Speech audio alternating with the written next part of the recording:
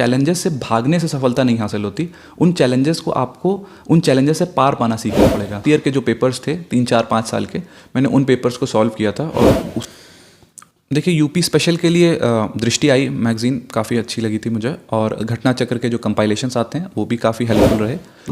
Effort करते रहिएगा, देखिए कब क्या होने वाला है ये आपको भी नहीं पता है, आपके हाथ में एफर्ट है, वो करते चलिएगा। तो फिर स्टडी IQ एक चैनल है, मैंने वो फॉलो किया। फिर ओनली IAS चैनल फॉलो किया, वर्ल्ड अफेयर्स। हेलो फ्रेंड्स, स्वागत है एक बार फिर से एक नए वीडियो में। तो फ्रेंड्स, इस समय हम रायबरेली में हैं और हमारे सामने है अर्नव मिश्रा सर। इनका यूपी PCS 2021 में SDM 16वीं रैंक के साथ सिलेक्शन हुआ। इससे पहले सर UPSC 2021 में दिल्ली अंडमान निकोबार जो पुलिस सर्विसेज है इनको अलॉट हुई है। और फ्रेंड्स बताएंगे कि इसके साथ साथ सर UPSC का भी एग्ज़ाम दिए हैं। इनका इंटरव्यू अप्रैल में होने वाला है और बहुत सारी चीज़ें सर की जर्नी के बारे में यहाँ जानेंगे। इसके साथ साथ जानेंगे कि सर कितने समय से तैयारी कर रहे थे और इस कामयाबी में सबसे बड़ा रोल क्या रहा है, चाहे कोचिंग हो चाहे मार्गदर्शन हो। तो फ्रेंड्स, यदि पहली बार हो हमारे चैनल तो प्लीज़ सब्सक्राइब कर लीजिए, बेल आइकन को प्रेस कर लीजिए। तो कोई भी क्वेरी तो कमेंट सेक्शन में जरूर बताइएगा, जिससे आने वाले वीडियो में हम आपसे रिलेटेड क्वेश्चन पूछ सकेंगे। तो सबसे पहले सर हमारे व्यूअर्स की तरफ से और हमारी तरफ से आपको ढेर सारी शुभकामनाएं। बहुत बहुत धन्यवाद।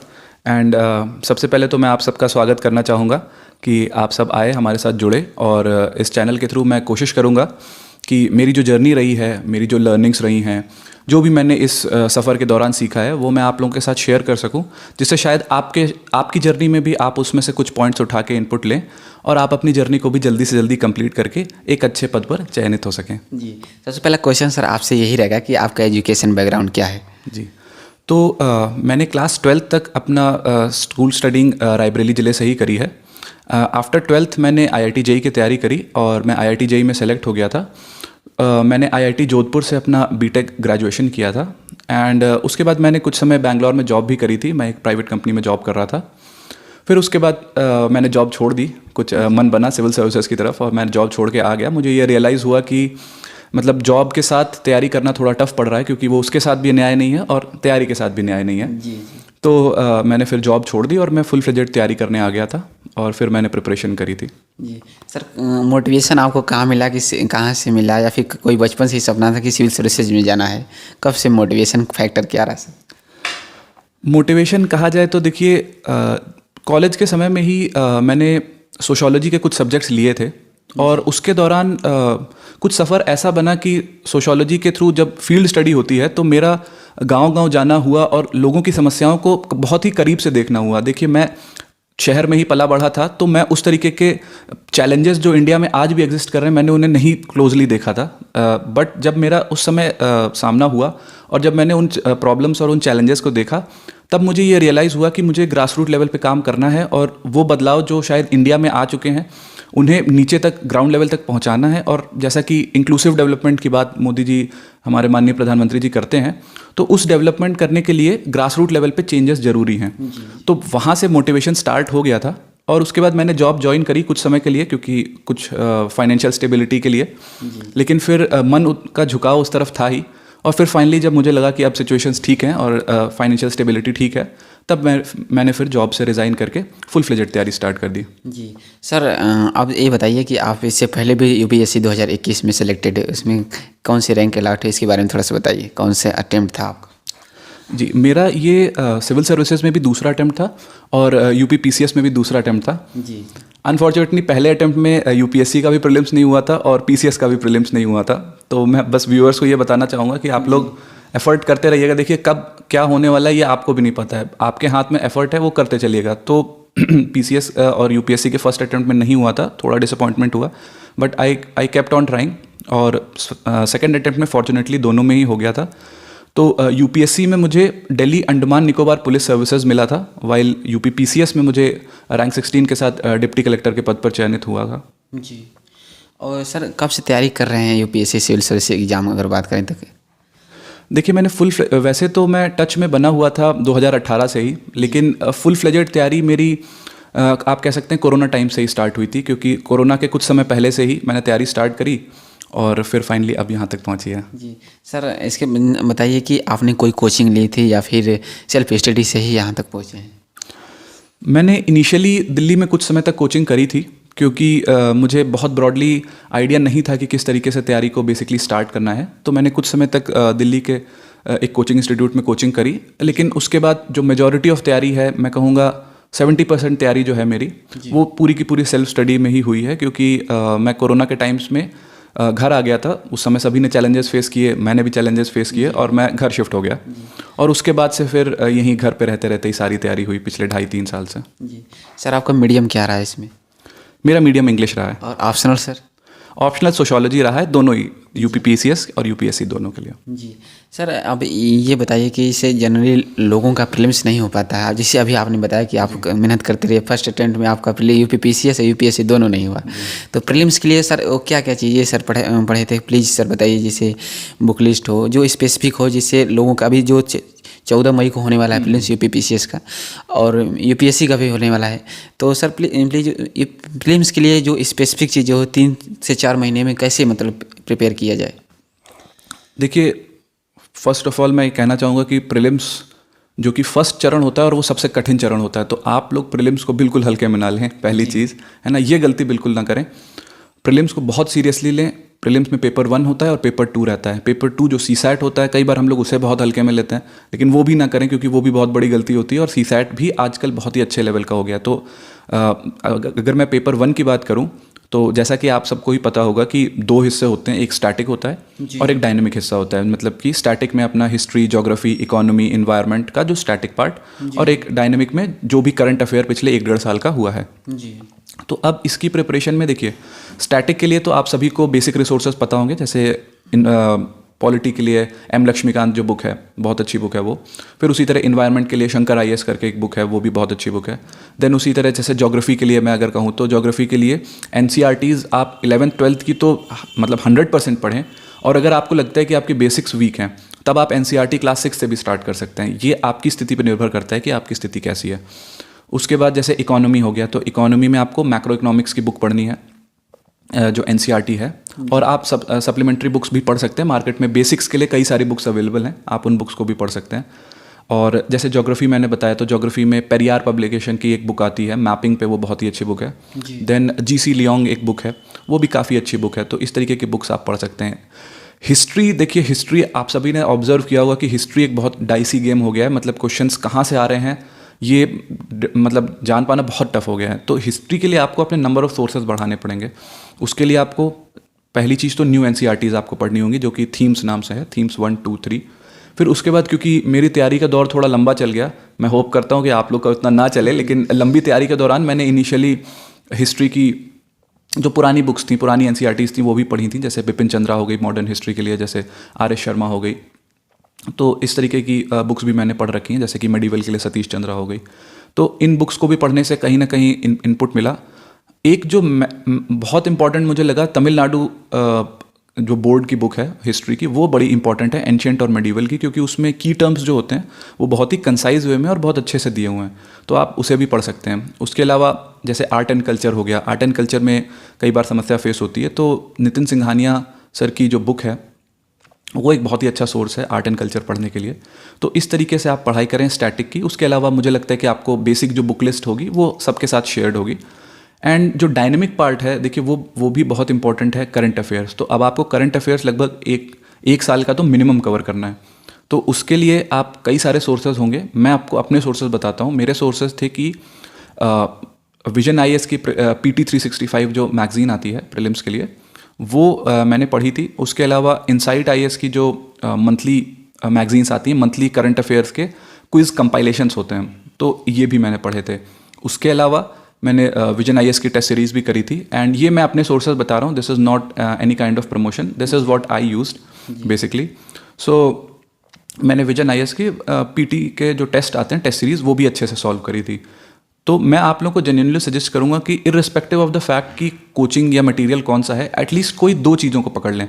क्योंकि अगर आप एक चीज़ को पूरा पकड़ेंगे तो फिर ऐसा होगा कि आपका एक लिमिटेड कवरेज होगा। लेकिन प्रीलिम्स में एंटायरली डिफरेंट गेम है। प्रीलिम्स में अगर आपको पता, मतलब थोड़ा सा भी आइडिया है ना, तो आप 4 में से 1 पहचान ले जाएंगे। तो आपको अपनी नॉलेज का बेस बहुत ही वास्ट रखना होगा। तो उसके लिए आपको बहुत सारी चीज़ें पढ़ी हुई होनी चाहिए। तो अगर आप करंट अफेयर के लिए आप 2 चीज़ें रखें, कोई भी 2 मटेरियल पकड़ लें सेम चीज़ के लिए, जैसे कि एक चीज़ का किसी का करंट अफेयर्स पकड़ा है और दूसरा का भी करंट अफेयर्स पकड़ा हुआ है, और साथ ही साथ टेस्ट सीरीज भी देते चलें। तो इस तरीके से आपका एक वाइड कवरेज होगा। अगर आपने जितनी मेहनत करी है उसमें से अगर आप डायरेक्ट आंसर पे ना पहुंचेंगे, फिर भी आप एटलीस्ट 1 से 2 ऑप्शन एलिमिनेट कर ले जाएंगे। और प्रीलिम्स आप मान के चलिए कि एलिमिनेशन का गेम है। अगर आपने 2 ऑप्शन एलिमिनेट कर लिए, आप ये मान के चलिए कि जो प्रीलिम्स में हाईएस्ट स्कोर भी करता है वो भी नियरली 30 to 40 क्वेश्चन से ज़्यादा डायरेक्ट हिट नहीं करता है। जैसे कि मेरा प्रीलिम्स में अब की बार स्कोर 110 था, but I distinctly remember that exactly I knew only 25 questions, nearly 25 questions. उसके बाद सारा गेम एलिमिनेशन पर टिकता है। तो आपकी जो इतनी वास्ट नॉलेज होगी वो सारी की सारी आपके उस एलिमिनेशन में काम करेगी, और जब आप अच्छे से एलिमिनेट करेंगे तब आप क्वेश्चन को बेटर हिट कर पाएंगे, क्योंकि आजकल प्रीलिम्स बहुत डाइसी हो चुका है। तो ये हो गया पेपर 1 का पार्ट। फिर पेपर 2 में आपको सीसैट के पुराने टेस्ट पेपर्स लगाने हैं। आपको जो पहले के क्वेश्चन पेपर्स हैं, प्रीवियस ईयर्स क्वेश्चन पेपर, आपको उनको बहुत सीरियसली सॉल्व करना है। और बिल्कुल भी सीसैट को हल्के में ना लें, क्योंकि ये बहुत प्रॉब्लम करता है बाद में जब आपका जीएस का निकल जाता है मार्जिन से स्कोर, और सीसैट में 1/3 मार्क्स लाने में रहता है, तो ये दिल में बहुत दर्द करता है। ठीक है, तो आप लोग इंश्योर करें। और एक चीज़ जो है कि मैंने अपनी तैयारी का, क्योंकि मैं घर पे था तो बहुत सारा पार्ट ऑनलाइन तैयारी करी थी, तो मैं इसीलिए स्पेशली मेंशन करना चाहूँगा कि बहुत सारे ऑनलाइन चैनल्स मैंने फॉलो किए थे, जिसके थ्रू मुझे बहुत सारा इनपुट मिला। जैसे कि जैसे कि स्लीपी क्लासेस करके एक चैनल है, वो काफ़ी अच्छे कंटेंट डालता रहता है सिविल्स के लिए, मैंने वो चैनल फॉलो किया। फिर स्टडी IQ एक चैनल है, मैंने वो फॉलो किया। फिर ओनली IAS चैनल फॉलो किया, world affairs, then path finder. इस तरीके के, मैं किसी का प्रमोशन नहीं कर रहा हूँ, मैं बस इतना बता रहा हूँ कि जो मैंने रिसोर्सेज यूज़ किए थे। तो आपको जो भी चैनल्स अच्छे लगे, आप उन चैनल्स को भी, जो इन्फॉर्मेटिव चैनल हैं, जो कि बहुत प्रमोशनल नहीं है, जो आपको कंटेंट अच्छा दे रहे हैं, आप उन चैनल्स को फॉलो करें और उनको रेगुलरली अपने डे टू डे की प्रिपरेशन का एक हिस्सा बना लें करंट अफेयर्स का। तो होगा क्या कि आपका नंबर ऑफ रिविजन्स बढ़ जाएगा। आपने एक जगह करंट अफेयर पढ़ा, आपने उसी को टेस्ट में सॉल्व किया, फिर आपने उसी का ऑनलाइन देखा। तो ऑनलाइन जब विजुअल मेमोरी होती है वो बहुत सस्टेन करती है आपके दिमाग में, देखी हुई चीज़ आपके दिमाग में बैठ जाती है। फॉर एग्जांपल, आपने कोई आर्किटेक्चर देखा, आप पढ़ते चले जा रहे हैं उस आर्किटेक्चर के बारे में, लेकिन अगर आप उसका पिक्चर देख लेंगे तो वो आपके दिमाग में बहुत अच्छे से बैठ जाएगा, आप मार्क कर पाएंगे। तो उसको भी अपनी तैयारी का हिस्सा बनाएं। लेकिन इसके साथ एक खतरा है कि कई बार हम लोग यूट्यूब खोलते हैं और कब आधा 1-2 घंटा निकल जाता है, हमें आइडिया नहीं लगता। तो मैं इसलिए आप लोग को सावधान भी करना चाहूँगा कि इस चीज़ को बहुत ही बैलेंस तरीके से रखें, है ना। With great power comes great responsibility, ये ध्यान रखें। तो आप इसको अपने दिन का शेड्यूल तो बनाएं, लेकिन सिर्फ यही ना करते रह जाएं। तो आप इसको दिन के अपने लास्ट के 1-2 घंटे में आप इस काम को कर सकते हैं, क्योंकि अगर आप सुबह से शुरू करेंगे तो आपका बहुत टाइम वेस्ट होगा। आप इसको अपने शाम के, रात के शेड्यूल में एक हिस्सा बना लें, तो इससे आपकी तैयारी बहुत ही डायनेमिक रहेगी। आपने देखा होगा कि प्रीलिम्स का पेपर बहुत डायनेमिक हो गया है अब, मतलब उसको प्रेडिक्ट कर पाना बहुत कठिन हो गया। तो एक वास्ट नॉलेज और नंबर ऑफ रिविजन्स अगर 3 हो चुके होंगे, तब आप मतलब कि आप एक अच्छा अटेम्प्ट दे पाएंगे, आप अच्छे से अपीयर हो पाएंगे, कॉन्फिडेंटली अपीयर हो पाएंगे। ऐसा मेरा मानना है, दोनों के लिए ही है ये। सर, आप जानेंगे कि जैसे करंट अफेयर्स भी वेरी इंपॉर्टेंट रोल है, चाहे मेंस एग्जाम हो चाहे प्रीलिम्स हो। तो मेंस के, जैसे प्रीलिम्स के लिए अगर बात करें तो सर करंट अफेयर्स के लिए क्या क्या चीज़ें अगर पढ़ा था, जैसे मैगजीन कोई या फिर न्यूज़पेपर, क्या क्या चीज़ें सर पढ़ते थे, आप प्रेफर किए थे? ये सिविल सर्विसेज के लिए या PCS के लिए? PCS के लिए सर। अच्छा, देखिए PCS के लिए, देखिए अपार्ट फ्रॉम ये जो मैंने सोर्सेज बताए करंट अफेयर्स के, जो सिविल सर्विसेज के बताए, ये तो कॉमन ही है। अपार्ट फ्रॉम दैट देखिए, क्योंकि PCS में आपको ओरिएंटेशन अपना बदलना पड़ेगा। देखिए, क्योंकि PCS का जो प्रीलिम्स होता है वो कई बार बहुत ही ज़्यादा ऑब्जेक्टिव होता है, आपको एग्जैक्ट पता होना चाहिए, है ना, जैसे बहुत क्लोज ऑप्शंस दिए जाते हैं। तो इन्हीं मटेरियल को जब आप पढ़ेंगे तो इसमें क्या चीज़ ध्यान रखनी है, उसको आपको नज़रिया बदलना होगा। कि जैसे कि अगर कोई आप एक्ट पढ़ रहे हैं तो UPSC में क्या होगा कि वो उसका एनालिटिकल पार्ट पूछेगा, लेकिन PCS में कई बार ऐसा हो सकता है कि वो एक्ट का नंबर या एक्ट का साल पूछ ले। ऐसा कुछ क्वेश्चंस में होता है। ऑल्दो PCS भी अब अपना लेवल बहुत अपग्रेड करके अब वो भी काफ़ी हद तक एनालिटिकल हो गया है, लेकिन कुछ क्वेश्चन बहुत ही ऑब्जेक्टिव होते हैं। तो जब भी आप करंट अफेयर की कोई भी मैगजीन और कोई भी मटेरियल पढ़ें तो इन चीज़ों का ध्यान रखें कि क्या चीज़ पूछी जा सकती है। ये आपको आइडिया कैसे लगेगा, आप प्रीवियस ईयर्स 10 साल के क्वेश्चन पेपर्स देखें तो आपको पहली चीज़ उससे क्या होगी कि कुछ चीज़ें तो आपके रिपीट हो जाएंगी, मतलब वर्ड्स चेंज होंगे, कुछ ऑप्शंस 1-2 बदलेंगे, लेकिन कुछ ना कुछ क्वेश्चंस हमेशा रिपीट हो जाते हैं। तो ये भी होगा और एटलीस्ट आप एलिमिनेट कर पाएंगे कुछ। और दूसरा ये है कि जैसे मैंने दृष्टि आई की मैगजीन पढ़ी थी और मैंने घटना चक्र की भी जो कंपाइलेशन आती है वो भी देखी थी। तो इससे क्या होगा कि जो यूपी के स्पेसिफिक हैं, जैसे फॉर एग्जांपल पीसीएस आप दे रहे हैं तो यूपी डे कब होता है, या यूपी में कितने वेटलैंड्स हैं, या यूपी में कितनी रामसर साइट्स हैं, तो इस तरीके के जो बेसिक डेटा है कि जैसे उत्तर प्रदेश में क्या स्कीम्स चल रही हैं, गवर्नमेंट ऑफ उत्तर प्रदेश क्या क्या प्रोग्राम्स नए चला रही है, तो इन सब चीज़ों का आपको अच्छे से आइडिया हो जाएगा। तो होगा क्या कि जब आप प्रीलिम्स में बैठेंगे तो आप बेटर कंफर्टेबल फील करेंगे। तो जो आपकी ये वाली तैयारी है वो तो कॉमन गई, और आपको यहाँ पे थोड़ा सा एफर्ट और ज़्यादा डालना पड़ेगा। इसके लिए अपार्ट फ्रॉम इन मैगजीन्स के मैंने पीसीएस का भी एक चैनल फॉलो किया था, स्टडी फॉर सिविल सर्विसेज नाम का एक चैनल है, वो भी कंपाइलेशन वीडियोस डालता रहता है। तो वो एट दी एंड, मतलब जब आप एग्ज़ाम क्लोज आ रहा है तब रिवीजन के लिए काफ़ी हेल्पफुल होता है। तो मैंने उनको भी फॉलो किया था। जी सर, इसमें यूपी पीसीएस में यूपी स्पेशल भी बहुत इंपॉर्टेंट होता है। तो यूपी स्पेशल्स के लिए आप कैसे पढ़ाई किए थे, कैसे प्रिपेयर किए थे अपने आप के लिए? प्रीलिम्स के लिए ना? जी, प्रीलिम्स के लिए सर यूपी स्पेशल। देखिए, यूपी स्पेशल के लिए दृष्टि आई मैगज़ीन काफ़ी अच्छी लगी थी मुझे, और घटना चक्र के जो कंपाइलेशंस आते हैं वो भी काफ़ी हेल्पफुल रहे जी। और देखिए, ऑनलाइन प्रिपरेशन मुझे लगता है कि आपकी प्रिपरेशन का एक बहुत अच्छा हिस्सा होना चाहिए, बहुत इंपॉर्टेंट हिस्सा होना चाहिए, क्योंकि आजकल पेपर्स बहुत डायनेमिक हो गए हैं। तो जैसे स्टडी फॉर सिविल सर्विसेज एक चैनल है, apart from that other channels भी हैं जो कि मैंने ऑनलाइन भी फॉलो किए थे, जिसकी वजह से मेरी तैयारी एक डायनेमिक तैयारी रही। मतलब कि अगर देखिए, आपका होगा क्या कि आपका नॉलेज बेस बहुत वाइड हो जाएगा। तो अगर आपको डायरेक्ट उस क्वेश्चन को नहीं अप्रोच कर पा रहे हैं तो आप इनडायरेक्टली उस क्वेश्चंस में एलिमिनेट कर ले जाएंगे। तो अगर आप एलिमिनेट कर ले जा रहे हैं और आपके नंबर ऑफ अटेम्प्ट्स अच्छे हैं, फॉर एग्जांपल जैसे कि मेरी स्ट्रैटेजी हमेशा ये रहती है कि मैं नंबर ऑफ अटेम्प्ट्स ज़्यादा रखता हूँ, तो उससे क्या होता है कि सही होने के चांसेस काफ़ी बढ़ जाते हैं। फॉर एग्जांपल मैंने यूपीएससी में भी अराउंड 95 क्वेश्चंस अटेम्प्ट किए थे, और यूपी पीसीएस में भी 150 में से मैंने अराउंड 135 टू 137 क्वेश्चंस अटेम्प्ट किए थे। तो जब भी मतलब एक ऑप्शन, मतलब अगर दो ऑप्शन आपके एलिमिनेट हुए हैं तब तो आपको अटेम्प्ट करना ही है। अगर एक ऑप्शन आपका एलिमिनेट हुआ है तब आप सोच सकते हैं कि अगर आपके बहुत सारे क्वेश्चंस में ऐसा हो रहा है कि आप एलिमिनेट कर पा रहे हैं लेकिन आपके क्वेश्चंस बहुत कम अटेम्प्टेड हैं, तब आपको रिस्क लेना ही पड़ेगा। देखिए, रिस्क के बिना काम नहीं होगा, अदरवाइज सिलेक्शन होना बहुत प्रॉब्लमेटिक होगा। तो थोड़ा रिस्क लेना ज़रूरी है। अगर आप एलिमिनेट प्रॉपरली कर ले रहे हैं तो आप इस तरीके से करते चलिए, और यूपी स्पेसिफिक भी पढ़ते चलिए। मतलब ये मत समझिएगा कि जैसे कि कई बार ऐसा कंसेप्शन होता है कि मैंने यूपीएससी की प्रिपरेशन करी है तो मैं पीसीएस का प्रीलिम्स भी निकाल लूँगा। देखिए, ये कुछ हद तक सेम है। आई वुड से कि 70% 70% नियरली सेम जाएगा, बट 30% आपको इसके लिए अलग से एफर्ट डालना पड़ेगा। तो जो भी व्यूअर्स इसको देख रहे हैं, इस चीज़ को थोड़ा सा ध्यान दें। तो सर, अब थोड़ा जानेंगे कि जो इसके अलावा भी आपने बताया सर कि यूट्यूब चैनल बहुत सारे फॉलो किया आपने बताया। हाँ। क्या इसके अलावा सर जैसे कोई साइट वोट फॉलो करते थे, इसके बताइए जो एक्स्ट्रा चीज़ें हैं? यूट्यूब चैनल तो भी सर बताएं, कोई ऑनलाइन पढ़ाई के समय कोई साइट, और इसके अलावा जो आपके प्रिपरेशन में काफ़ी हेल्पफुल रहा, जैसे टेस्ट सीरीज वगैरह कहाँ से ज्वाइन किए थे? देखिए, वेबसाइट्स में फर्स्ट ऑफ ऑल PIB वो बड़ी इंपॉर्टेंट वेबसाइट है, क्योंकि उस पर गवर्नमेंट के जो भी अपडेट्स आते हैं वो न्यूज़ आते रहती है। देन देखिए, मन की बात का पोर्टल है, आप माननीय प्रधानमंत्री जी मन की बात कंडक्ट करते हैं, तो उसमें से आपको काफ़ी हेल्प मिलेगी। उसमें से कई चीज़ें आपको पता चलेंगी कि गवर्नमेंट का एक्चुअली में फोकस क्या है जी। तो इससे आपको काफ़ी हेल्प मिलेगी। और उसके अलावा आप जैसे अगर आपको इंटरनेशनल न्यूज़ का अच्छा लगता है पढ़ना, तो आप वायॉन चैनल है, आप वायॉन चैनल पर जा सकते हैं, उसकी न्यूज़ वगैरह ले सकते हैं। उसके अलावा जैसे गवर्नमेंट चैनल्स हैं जैसे कि संसद टीवी, तो अब आप संसद टीवी पे जैसे कि डेली न्यूज़ आती है, पर्सपेक्टिव नाम से एक प्रोग्राम आता है। तो इन सब प्रोग्राम्स को देखने से आपकी एक बहुत ही हॉलिस्टिक प्रिपरेशन होगी, तो उससे आपको ओवरऑल एग्ज़ाम में काफ़ी हेल्प मिलेगी। रिगार्डिंग टेस्ट सीरीज़ आपने पूछा, तो देखिए, मैंने प्रीलिम्स के लिए यूपीएससी के लिए तो विजन IAS की प्रीलिम्स की टेस्ट सीरीज़ करी थी, एंड मैंने इनसाइट के मंथली क्विज़ करे थे।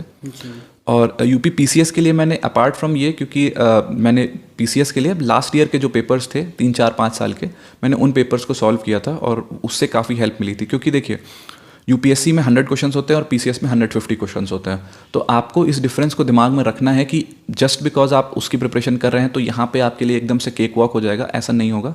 आपको वो एक माइंडसेट बनाना पड़ेगा। उन्हीं 2 घंटे में आपको 150 क्वेश्चन अटैम्प्ट करना है जी। तो इसकी आपको प्रैक्टिस करनी पड़ेगी। ऑल्दो आपकी प्रैक्टिस थोड़ी वहाँ पे भी हो रखी होगी, लेकिन आपको यहाँ की भी प्रैक्टिस करनी पड़ेगी, और आपको ये भी आइडिया लगेगा कि किस तरीके के क्वेश्चंस पूछे जाते हैं। For example, UPSC would ask कि भाई पैसा एक्ट के प्रोविजंस क्या क्या हैं, लेकिन UP PCS might also ask, जैसे कि मेरे समय में पूछा था कि पैसा एक्ट किस साल में आया था, 1994, 95, 96, 97।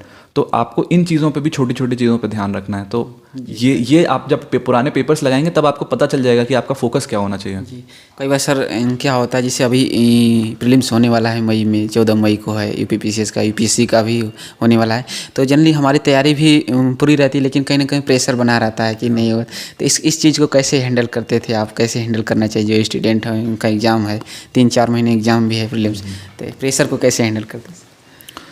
देखिए, अगर थोड़ा प्रेशर है तो मैं कहूँगा वो ज़रूरी भी है, क्योंकि जब तक प्रेशर नहीं होता तब तक काम नहीं होता है ना, ये जेन्युइन बात है। लेकिन अगर वो प्रेशर आपकी प्रिपरेशन को हैम्पर कर रहा है, अगर उस प्रिपरेशन की वजह से आप काम नहीं कर पा रहे हैं, अगर स्ट्रेस इतना बढ़ गया है कि आपकी प्रोडक्टिविटी गिर रही है, आपकी परफॉर्मेंस गिर रही है, तब ये खतरे की घंटी है। तब आपको जगना है, तब आपको अपने आप को कुछ चीज़ें समझानी पड़ेंगी। आपको अपने दिमाग में ये याद रखना होगा कि देखिए, अल्टीमेटली ये एग्ज़ाम है, मैं मानता हूँ कि एक बहुत प्रेस्टीजियस एग्ज़ाम है, बट ज़िंदगी इससे आगे भी चलती है, इसके पहले भी ज़िंदगी थी, है ना।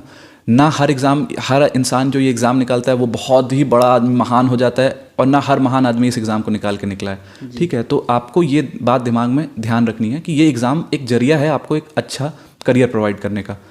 तो अपने दिमाग में इसको इतना भी बड़ा ना कर लें कि उसके प्रेशर तले आप बहुत दब जाएं।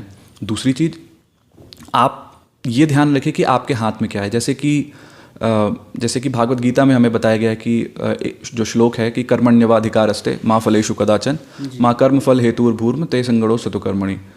तो इस श्लोक को अपने दिमाग में ध्यान रखें कि हमारे हाथ में करने के लिए क्या है। हमारे हाथ में हमारा कर्म है, उसके बाद का फल क्या होता है ना तो हमारे हाथ में है और ना हमें उसके प्रति ऑब्सेस्ड होना है। हमारे हाथ में कर्म है, हम उस कर्म को बेस्ट पॉसिबल अपना जितना होगा हम करेंगे और उसके बाद हम छोड़ देंगे। मैं समझता हूँ कि ये कहना बहुत आसान है, ये करना बहुत कठिन है, लेकिन क्योंकि हम लोग जनरली आगे क्या होगा, कभी तो हम आगे की चीज़ बहुत ज़्यादा सोच रहे होते हैं कि अगर मेरा हो जाएगा तो मैं ऐसे ऐसे ऐसे कि ये होगा और ऐसा होगा, और अगर नहीं होगा तो फेलियर से भी हम डर जाते हैं। तो बेसिकली हमारा थॉट या तो प्रेजेंट से बहुत आगे चल रहा होता है या तो प्रेजेंट से बहुत पीछे चल रहा होता है। तो मैं आप लोगों को ये कहना चाहूँगा कि आप लोग अपनी एनर्जी को प्रेजेंट में फोकस करें। जितना ज़्यादा आप अपनी एनर्जी को प्रेजेंट में फोकस करेंगे, अपने कर्म पे फोकस रखेंगे, आप उतना ही प्रेशर को कम फील करेंगे। अदरवाइज बहुत ज़्यादा प्रेशर फील होगा। तो इस चीज़ को अपने डे टू डे की आदत बना लें, अपने आप को रिमाइंड कराते रहें। अपनी दीवार पे आप एक पोस्ट लगा के चिपका सकते हैं कि जब भी आप पढ़ने बैठें तो इस चीज़ को अपने दिमाग में रखें कि मैं अपना बेस्ट एफर्ट कर सकता हूँ, बाकी मेरे हाथ में नहीं है। देखिए, प्रीलिम्स एग्ज़ाम हो जाने के बाद आफ्टर 4 मंथ जैसे मेंस का पेपर होता है। मेंस में काफ़ी सारी चीज़ें जैसे कि प्रेशर होता है, जो 1 2 3 4 सभी की आंसर राइटिंग, उसके साथ साथ जो प्रैक्टिस करना होता है। तो मेंस के लिए सर सबसे पहले कंटेंट की बात करेंगे, क्या क्या चीज़ें आप पढ़े थे, और मेंस के लिए कुछ चीज़ें जैसे प्रीलिम्स में नहीं पढ़ना होता है, मेंस की कुछ चीज़ें पढ़ना होता है, तो उसके सर बताइए मेंस के लिए जी। देखिए, मेंस और मतलब जब आप प्रीलिम्स से आगे बढ़ के मेंस तक पहुंचते हैं तो गेम एकदम बदल जाता है, ठीक है। कुछ चीज़ें आपकी सेम रहेंगी, जैसे कि स्टैटिक पार्ट जो आपने पढ़ा है और करंट अफेयर कुछ हद तक सेम रहेगा, लेकिन पहली चीज़ तो कुछ चीज़ें ऐड हो जाएंगी, जैसे कि एथिक्स आपका ऐड हो जाएगा as a subject, then optional as a subject आपका ऐड हो जाएगा, उसके अलावा एसे राइटिंग ऐड हो जाएगा। एंड आप सबको पता ही होगा कि मेंस जो है सब्जेक्टिव नेचर का पेपर है। अभी आपने प्रीलिम्स ऑब्जेक्टिव दिया था, आपको सिर्फ ऑप्शन चुनना था, लेकिन अब आपको 8 पेपर सब्जेक्टिव लिखने 3-3 घंटे के, या 9 पेपर डिपेंडिंग अपॉन। देखिए, यूपीएससी में 9 एग्जाम्स होते हैं और पीसीएस में 8 होते हैं। पीसीएस में आपको ये ध्यान रखना है कि पीसीएस में हिंदी का जो पेपर है वो मार्क्ड पेपर होता है, वेयर एज यूपीएससी में जो लैंग्वेज का पेपर होता है, जैसे इंग्लिश और मेरा हिंदी था, तो वो मार्क्ड पेपर नहीं होता है। तो ये डिफरेंस है दोनों में, आपको ध्यान रखना है फर्स्ट। और दूसरी बात ध्यान ये रखनी है कि दोनों में मार्किंग स्कीम भी डिफरेंट है। वाइल वहाँ पे 250 नंबर के पेपर्स होते हैं जो मार्क पेपर हैं, यहाँ पे 200 मार्क्स के होते हैं पेपर्स। तो ये मार्किंग स्कीम का भी डिफरेंस है। और उसके अलावा जो प्रिपरेशन का पार्ट है, देखिए आपको पहली चीज़ 50% आपकी प्रिपरेशन आपको कितना आता है और 50% आप उसको कितना इम्प्लीमेंट कर पाते हैं, क्योंकि ये दोनों डिफरेंट गेम है। तो आपको आंसर राइटिंग की बहुत अच्छे से प्रैक्टिस आनी चाहिए। ईदर अगर आपने, देखिए 2 केस हो सकते हैं, या तो आपने प्रीलिम्स के पहले मेंस की थोड़ी बहुत प्रिपरेशन करी थी, आपको थोड़ा बहुत आइडिया है, आपने आंसर राइटिंग कर रखी है, या कुछ लोग टेस्ट सीरीज भी पहले से कर चुके होते हैं, या फिर ये जो कंटेंट है जैसे कि एथिक्स हो गया, ऑप्शनल हो गया, वर्ल्ड हिस्ट्री हो गया, ये जो एड ऑन कंटेंट्स हैं ये उन्होंने पढ़ रखे होते हैं। अगर आपने पढ़ रखे हैं बहुत अच्छी बात है। अगर आपने नहीं भी पढ़े हैं तो देखिए 4 महीने I believe is a good enough time कि आप उन चीज़ों को पढ़ सकते हैं। बट मैं ये कहूँगा कि जो ऑप्शनल है, जैसे कि मेरा ऑप्शनल सोशियोलॉजी था, मैंने ऑप्शनल पहले से पढ़ लिया था, और ये जो चीज़ें थी एथिक्स हो गया और ऐसे राइटिंग हो गया, देखिए मेरा सफ़र थोड़ा लंबा खींचा था, तो उसमें क्या हुआ था कि मैं प्रिपरेशन तो कर ही रहा था, तो मुझे थोड़ा सा आइडिया था इन सब चीज़ों का, बस मैंने उसको प्रीलिम्स के बाद ब्रश अप कर लिया था।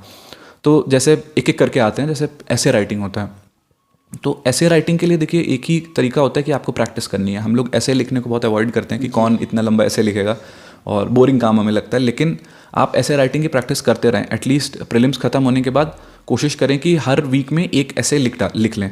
अगर हर वीक में नहीं लिख पा रहे हैं तो हर 10 दिन में कोशिश करें कि एक ऐसे लिखें। मतलब कि एग्ज़ाम में बैठने से पहले कम से कम आपने 10 से 12 ऐसे लिख रखे होने चाहिए, और उन ऐसे को आप करेक्ट करवाएं। अपने जो भी टीचर्स हैं, आप टेस्ट सीरीज लगा सकते हैं या आप सेल्फ करेक्शन भी कर सकते हैं। इसमें एक बहुत अच्छा तरीका होता है कि आप टॉपर्स की कॉपीज़ देखें जी, सिविल सर्विसेज के लिए भी और पीसीएस के लिए भी।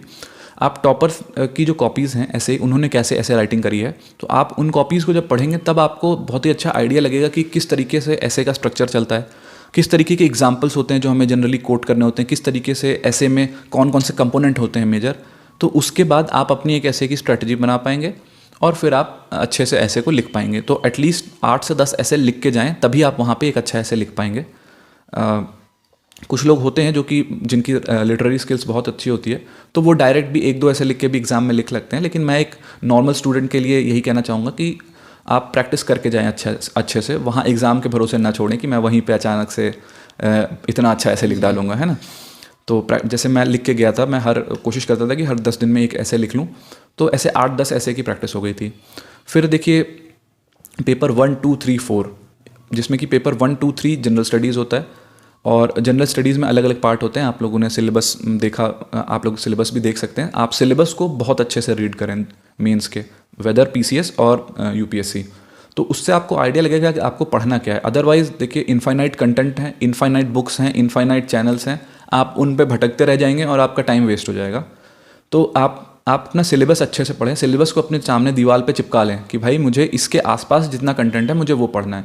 सिलेबस में जो भी टॉपिक मेंशन है उसके बारे में आपको एटलीस्ट 2 पेजेस की नॉलेज होनी चाहिए किसी भी टॉपिक के बारे में, है ना, कि अगर उससे रिलेटेड कुछ भी पूछ लिया जाए तो आप बता सकें। तो इस तरीके से आप अपने नोट्स बना सकते हैं जो कि फोकस्ड होंगे यूपीएससी के मेंस के सिलेबस के अकॉर्डिंग। और उसके बाद आपने जो नॉलेज एक्वायर करी है प्रीलिम्स के लिए जनरल स्टडीज़ की, वो सारी यहाँ पे भी काम आ जाएगी। जैसे पेपर 1 में हिस्ट्री, ज्योग्राफी, ये सारा काम आ जाता है, सोशल स्टडीज़ वगैरह। फिर पेपर 2 में आपका पॉलिटी वगैरह काम आ जाता है। पेपर 3 में साइंस, टेक, इन्वायरमेंट, ये सारा जो प्रीलिम्स में था वो भी यहाँ पे भी काम आता है। लेकिन आपको आंसर राइटिंग की बहुत अच्छी प्रैक्टिस करनी पड़ेगी। आप क्योंकि देखिए आंसर लिख लेना एक अलग बात होती है, आंसर लिख के उसको टाइम में कंप्लीट करना और 3 घंटे में वो 20 क्वेश्चन लिखना, ये थोड़ा सा चैलेंजिंग टास्क होता है, जो कि प्रैक्टिस से ही आप कर पाएंगे। तो इसकी अच्छे से प्रैक्टिस करें। आप अपने सेल्फ में भी लिख के कर सकते हैं और खुद से चेक करके भी कर सकते हैं, या फिर आप कोई टेस्ट सीरीज़ भी कर सकते हैं सॉल्व। जैसे कि मैंने फोरम आईएएस की टेस्ट सीरीज़ सॉल्व करी थी जनरल स्टडीज़ की, और उसकी वजह से मुझे लगता है कि काफ़ी हेल्पफुल रहा, क्योंकि एक चेक आपके ऊपर बना रहता है आपकी प्रिपरेशन के ऊपर कि भाई मुझे इस टाइम पे ये शेड्यूल देना है। क्योंकि देखिए आप नॉर्मली भी कर सकते हैं, कोई भी प्रॉब्लम नहीं है, लेकिन कई बार हम लोग थोड़ा सा लथार्जिक हो जाते हैं, कई बार हम लोग थोड़ा सा उसको प्रोक्रेस्टिनेट करते हैं कि हम बाद में कर लेंगे टाइप से। तो मैंने इसलिए टेस्ट सीरीज़ कर ली थी, लेकिन आप कर भी सकते हैं, नहीं भी कर सकते हैं, लेकिन लिखना ज़रूरी है। आप मार्केट से खरीद के भी लिखें, लेकिन लिखना ज़रूरी है। सर कई बार सर कमेंट्स आता है कि ऐसे राइटिंग के लिए कोई बुक बताइए। कई बार कमेंट्स बच्चे करते हैं, स्टूडेंट करते हैं। और ऐसे राइटिंग के लिए कंटेंट यानी कहाँ से कैसे मतलब लिखें, कैसे ऐसे राइटिंग के लिए कोई बुक हो जो, तो इसके लिए कंटेंट कहाँ से मतलब कैलकुलेट करें, एकत्रित करें ऐसे के लिए? देखिए ऐसे राइटिंग के लिए ये मेरा ऐसा मानना है कि ये थोड़ा सा मिसनोमर जिसको कहते हैं कि हमें कोई बहुत स्पेसिफिक बुक मिल जाएगी या कोई बहुत स्पेसिफिक कंटेंट मिल जाएगा जिससे हम ऐसे राइटिंग बहुत अच्छे से सीख जाएंगे। ऐसे राइटिंग करने के लिए पहली चीज़ तो आपने प्रीलिम्स के लिए और मेंस के लिए जो पढ़ाई करी है ना, वो बहुत बहुत अच्छी पढ़ाई करी है आपने, वो बहुत सफिशिएंट है। बस आपको एक नज़रिया आना चाहिए कि कैसे उसको एक पॉइंट वाइज जो आंसर लिखते हैं आप जीएस में, उसको कैसे हमें पैराग्राफ में ढालना है, इसकी आपको एक नज़र की ज़रूरत होती है। तो ये इसको तैयार करने के लिए आप जो है जब टॉपर्स की कॉपीज़ पढ़ेंगे तब आपको रियलाइज़ होगा कि जो चीज़ें वो लिख रहे हैं या जो डेटा या एग्जाम्पल या जो चीज़ें वो कोट कर रहे हैं वो सब तो आपको भी पता है, लेकिन आप उस तरीके से बस लिखने में प्रॉब्लम हो रही है। तो जब आप उन कॉपीज़ को पढ़ेंगे तब आपको अच्छे से आइडिया लगेगा। And apart from that Anudeep Durishetty sir का जो यूपीएससी रैंक 1 रहे हैं, तो उनका एक मटीरियल भी आता है, कंपाइलेशन है ऐसे के लिए स्पेसिफिकली, फंडामेंटल्स ऑफ ऐसे राइटिंग करके। तो वो भी एक काफ़ी अच्छा मटेरियल है। उसमें आपको बेसिक चीज़ें जैसे मिल जाएंगी कि किस किस तरीके से आप इंट्रोड्यूस कर सकते हैं अपने ऐसे को, किस किस तरीके से कंक्लूड कर सकते हैं, किस किस तरीके से आपकी बॉडी होगी। तो आपको एक बेसिक आइडिया वहाँ से उस बुक से लग जाएगा कि फॉर एग्जांपल आपका स्ट्रक्चर अगर ऐसे का बनाना है तो जैसे कि एक स्टैंडर्ड अप्रोच होती है कि हम पॉलिटिकल, इकोनॉमिक, सोशल, टेक्नोलॉजिकल करेंगे। फिर एक अप्रोच होती है कि भाई मैं सेल्फ, सोसाइटी, नेशन, इंटरनेशनल इस तरीके से करूँगा। फिर एक अप्रोच होती है कि मैं सेक्टोरल लेके चलूँगा कि टेक्नोलॉजी में ये, इन्वायरमेंट में ये, इस तरीके से। तो इस तरीके से कई सारे आपको अप्रोचेस मिल जाएंगे। फिर उसी तरीके से अलग अलग लोग होते हैं, वो अलग अलग तरीके से ऐसे को स्टार्ट करते हैं। जैसे कि कुछ लोग कहानियों से स्टार्ट करते हैं, मैं पर्सनली कहानियों से स्टार्ट करता हूँ। एक दो पैराग्राफ में कोई सी जो भी रिलेटेबल कहानी जैसे याद आ रही है, जैसे कि डॉक्टर अम्बेडकर की कोई स्टोरी याद आ गई या फिर डॉक्टर कलाम की कोई लाइफ स्टोरी याद आ गई, तो मैं उनको कोट करके स्टोरी स्टार्ट करता हूँ ऐसे को। और उसके बाद मैं कंक्लूड करने की कोशिश करता हूँ कि कोई जो हमारी इंडियन, भारतीय संस्कृति में जो भी कोई कोटेशंस हैं या भारतीय संस्कृति में जो कोई वैल्यूज़ हैं हमारी, मैं उसको इंडियनाइज करके ऐसे अपने ऐसे को कंक्लूड करता हूँ। जैसे कि सत्यमेव जयते या फिर जैसे कि यथो धर्मा तथो Jaya.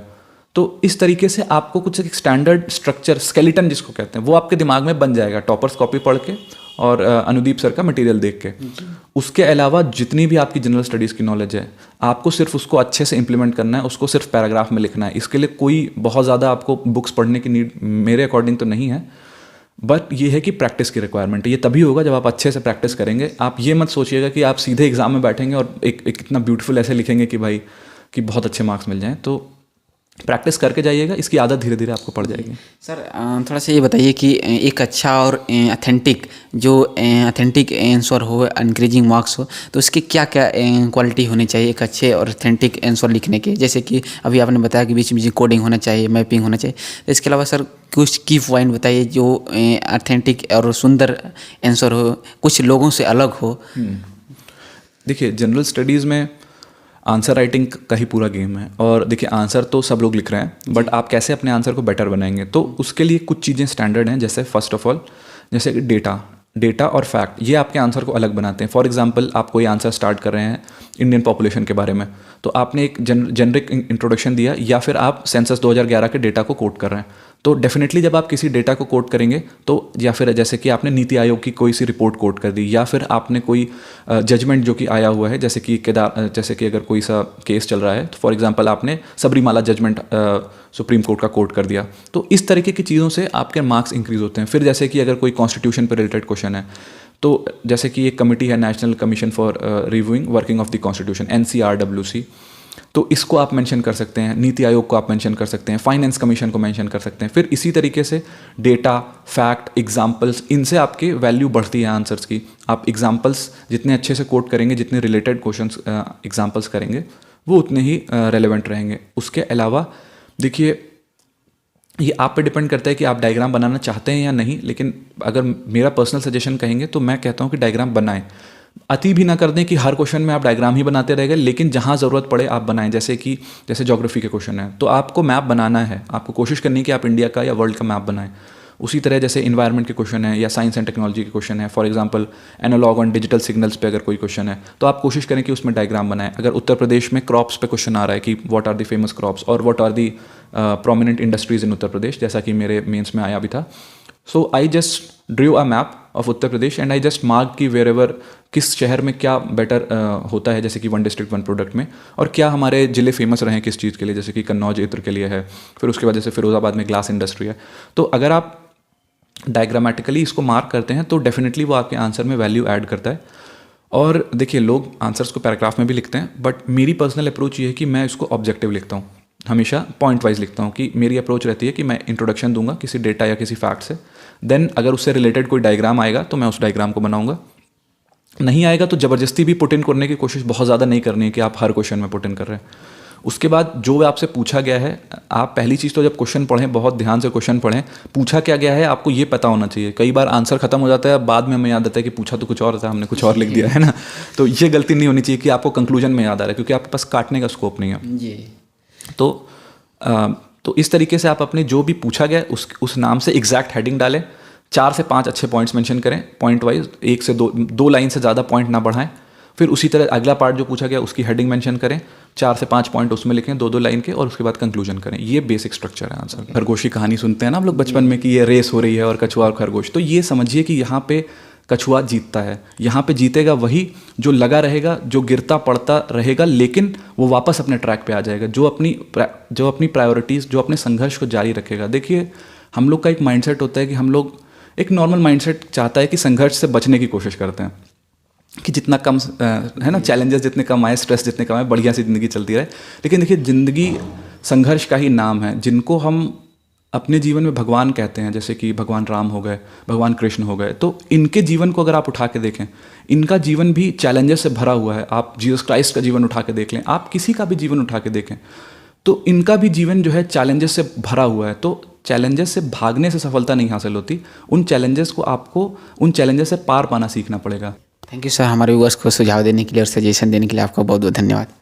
Thank you very much. तो फ्रेंड्स, फाइनली सर ने वो सारी चीज़ें, चाहे प्रीलिम्स हो, चाहे मेंस हो, आंसर राइटिंग को लेकर और एसे राइटिंग हो, वो सारी चीज़ें, और साथ साथ इंटरव्यू को भी आपको वो सारी चीज़ें, प्रेशर हो कैसे हैंडल करना है, जो क्वेश्चन नहीं आ रहा उसे कैसे आंसर देना है पोलाइट वे में, तो सारी चीज़ें आपको इस इंटरव्यू में बताया गया। आई होप कि यह वीडियो आपको पसंद आएगा और अपनी राय कमेंट्स बॉक्स में ज़रूर बताएँ। और चलिए मिलते हैं किसी नए वीडियो के साथ, तब तक के लिए जय हिंद, जय भारत।